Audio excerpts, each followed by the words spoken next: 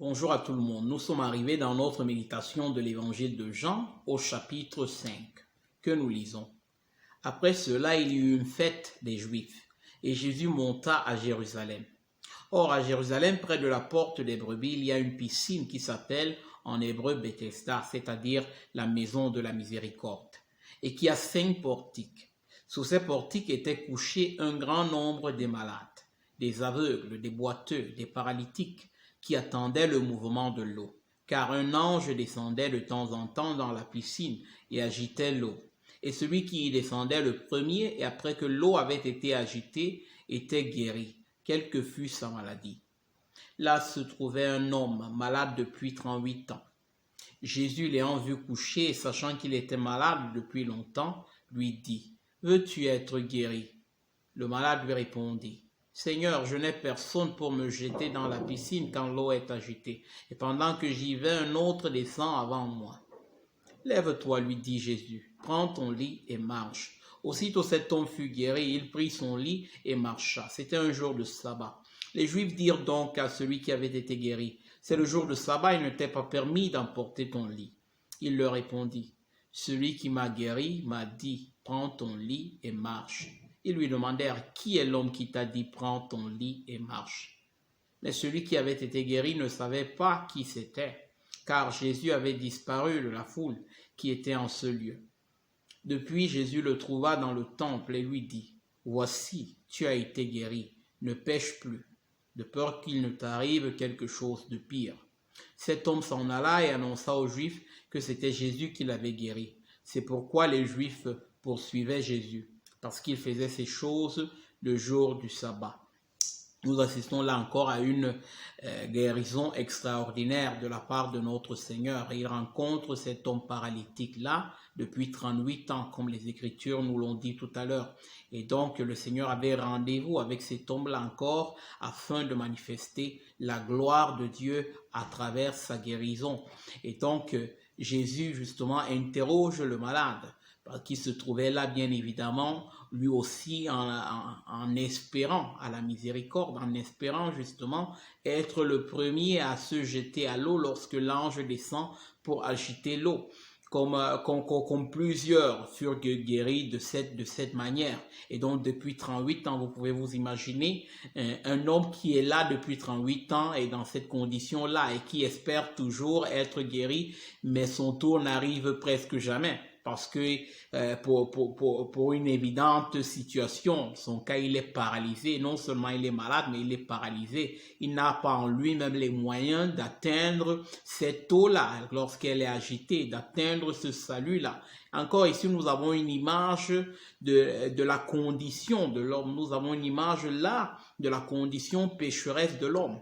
L'homme, à cause de son péché, à cause de son esclavage du péché, à cause de son esclavage du diable, en lui-même n'est pas en mesure de s'en défaire, n'est pas en mesure de se sauver lui-même par ses propres moyens.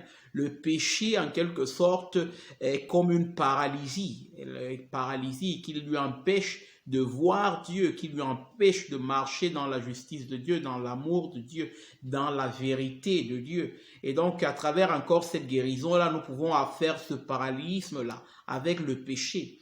Et il est très intéressant parce que notre Seigneur vient à l'encontre de ce paralytique. Et justement, il lui pose la question de savoir s'il voulait vraiment guérir, s'il était, il était prêt à guérir, si c'était cela son désir ardent. C'était une question qui pouvait sembler étrange. Donc, quelqu'un d'autre aurait pu répondre, mais si je suis ici, c'est bien sûr parce que je voudrais être guéri. Mais le Seigneur pose cette question-là pour encore justement tester la foi, pour tester le besoin réel de cet homme et en avoir l'évidence. Donc, c'est clair que le Seigneur connaissait le cœur de cet homme, il connaissait le besoin de cet homme, mais il voulait justement que cet homme-là manifesta aussi la foi en lui, la foi en ce qu'il pouvait être guéri par lui. Donc le Seigneur justement lui pose cette question, veux-tu être guéri? Et de la même manière, il ne suffit pas seulement de se reconnaître pécheur, Il ne suffit pas seulement de se reconnaître esclave du péché, esclave du diable, mais la question que le Seigneur nous pose également, c'est est-ce que nous désirons réellement être libérés de notre péché? Est-ce que nous désirons réellement être libérés de l'esclavage du péché dans lequel nous vivons?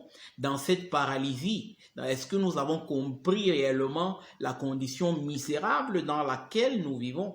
C'est encore ce message-là que le Seigneur désire encore nous donner ce matin. Donc, car le Seigneur libère ceux qui comprennent leurs besoins, leur nécessité d'être libérés et comprennent leurs conditions misérables. La condition misérable dans laquelle ils se trouvent, c'est à ceux-là que le Seigneur justement répond, c'est à ceux-là que le Seigneur donne miséricorde. Parce que justement, ils comprennent leurs besoins et ils comprennent également leur impuissance devant leur péché, devant l'esclavage dans lequel ils vivent. Et donc, implorent la gloire de Dieu, implorent la grâce de Dieu, implorent sa miséricorde pour que celui-ci puisse avoir justement pitié d'eux et les libérer. Donc, c'est ce qui s'est passé avec ce paralytique. Donc, le Seigneur vient en son encontre pour le guérir, pour le sauver.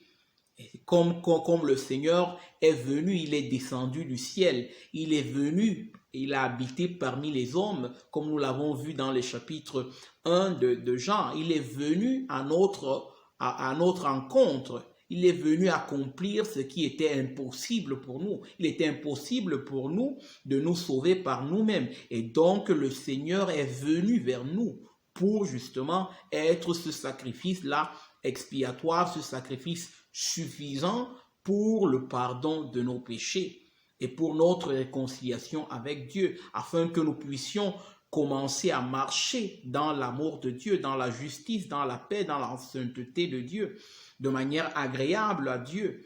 Donc, c'est encore ce message-là que nous retrouvons dans ce texte. Et donc, justement, le Seigneur, justement, accomplit ce miracle dans la vie de ce paralytique.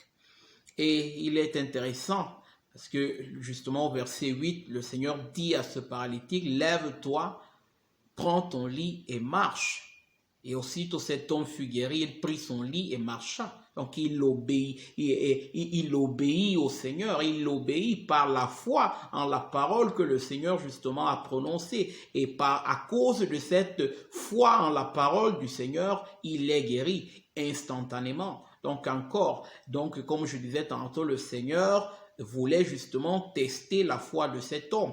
Et cet homme répond favorablement au commandement de Dieu, au commandement de Jésus-Christ. Il se lève et il se leva, il prit son lit et il marcha. Et donc, et bien évidemment, devant un miracle comme celui-là, Jésus se retrouve à avoir l'opposition encore des Juifs et des chefs religieux, ou du moins de l'usance qu'ils avaient fait de la loi jusqu'à ce moment-là, où ils contestaient justement le fait que Jésus ait guéri cet homme-là le jour du sabbat. Et ils ne comprenaient pas justement dans leur ignorance des termes de la loi de Dieu, ils avaient justement, ils avaient interprété, ils avaient donné justement des interprétations qui leur semblaient justement adéquates, qui leur semblaient juste à leurs propres yeux, sans toutefois s'enquérir, sans toutefois justement examiner cela devant Dieu. Ils oublièrent que Dieu est un Dieu de miséricorde, que Dieu ne se repose pas lorsqu'il s'agit de démontrer la miséricorde. Et d'ailleurs, même l'instauration du sabbat ne signifiait en aucun cas qu'en ce jour-là, on ne pouvait pas user de la miséricorde les uns envers les autres. Donc cette interprétation erronée de la loi de Dieu fit en sorte que ces hommes, au lieu de se concentrer sur ce grand miracle que le Seigneur venait d'accomplir, au lieu de remettre leur foi également en Jésus-Christ, ils étaient là en train d'épier, en train justement de s'opposer à lui et justement en voulant même le faire mourir parce que selon eux justement ils ne respectaient pas les normes qu'ils avaient instaurées. Donc le Seigneur encore s'oppose justement également de manière farouche à ces pharisiens, par exemple, lorsque nous lisons d'autres évangiles. Donc il y aura toujours cette opposition-là, car ils étaient endurcis dans leur aveuglement. Ils ne voyaient pas, ils n'étaient pas en mesure de discerner l'œuvre de Dieu, de discerner la miséricorde de Dieu.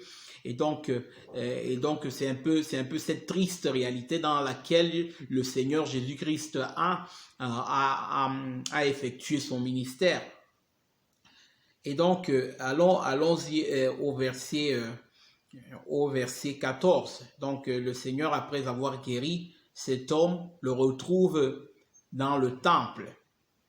Et il lui dit quelque chose de très important. Il dit, voici, tu as été guéri. Ne pêche plus, de peur qu'il ne t'arrive quelque chose de pire. Donc, il est intéressant parce que le Seigneur lui dit, ne pêche plus, de peur qu'il ne t'arrive quelque chose de pire. Donc, il est clair que parfois, certaines maladies que nous avons sont des conséquences des péchés que nous commettons. Parfois, je dis bien parfois, parce que ce n'est pas toujours le cas. Et d'ailleurs, dans les Écritures, il y a tour à tour, justement, cette évidence-là.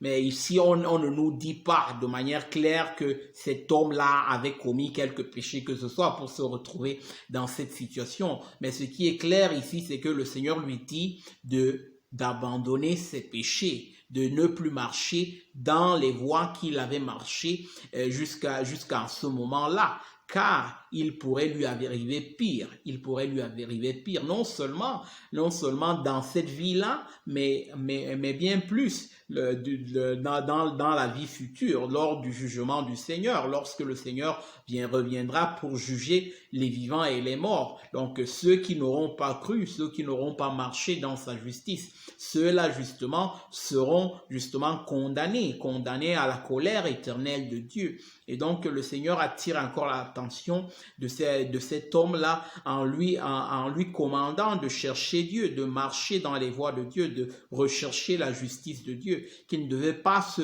focaliser tout simplement sur cette guérison qu'il avait eue, donc qu'il devait rechercher les voies de Dieu et donc s'assurer justement de s'assurer cet avenir éternel, donc cette foi qui conduit au salut éternel.